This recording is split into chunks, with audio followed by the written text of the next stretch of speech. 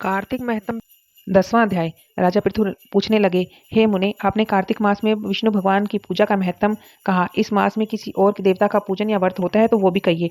नारद जी कहने लगे, आश्विन शुक्ल पूर्णमासी को ब्रह्मा जी का व्रत होता है। कार्तिक कृष्णा चतुर्थी को गणेश जी का तथा अष्टमी व अमावस को श्री लक्ष्मी जी का व्रत होता है। कार्तिक में जो कुमारी इस व्रत को करती है वह सुयोग्य पति मिलता है। जो विवाहित स्त्री इस व्रत को करती है सौभाग्य अटल रहता है। प्रातःकाल स्नान आदि से निवृत्त होकर चंदन आदि से गणेश जी का पूजन करें। सायंकाल फिर गणेश जी का पूजन करके चंद्रोदय होने पर चंद्रमा को अर्घ्य दें और फिर उत्सव मनाकर भोजन करें।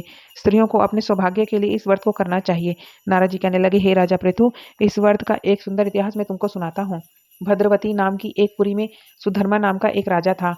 उसे रविदत्त, सुशर्मा, जय शर्मा और सुशोमन नाम के 4 पुत्र और वीरमती नाम की एक कन्या थी।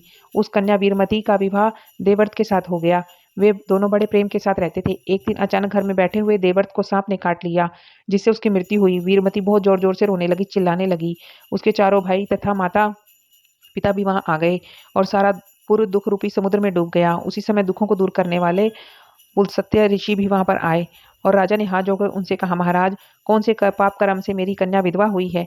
तब पुलस्त्य ऋषि जी ने कहा, राजन, कार्तिक मास में तुम्हारी कन्या ने गणेश चतुर्थी का व्रत नहीं किया, इसी पाप से वह विधवा हुई है। फिर पुलस्त्य ऋषि कहने लगे कि एक समय ब्रह्मा, विष्णु, महेश, इंद्रादि सब देवताओं दैत्यों के नाश के लिए उपाय सोचने के लिए एकत्रित हुए। उस समय ब्रह्मा जी ने कहा कि गणेश चतुर्थी का व्रत सब दैत्यों का विनाश करने वाला है। तब समस्त देवताओं ने कार्तिक कृष्णा चतुर्थी का व्रत किया और दैत्यों पर विजय पाई। विजय प्राप्त होने के बाद सब देवताओं ने गणेश जी से कहा कि वर मांगो।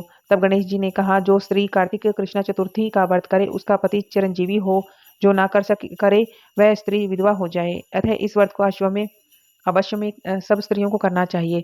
पुलस्त्य ऋषि जी ने कहा कि हे राजन, तुम्हारी कन्या ने इस व्रत को नहीं किया, इसी कारण विधवा हुई है। यदि वह अब इस व्रत को करेगी तो उसका मृतक पति भी जीवित हो जाएगा।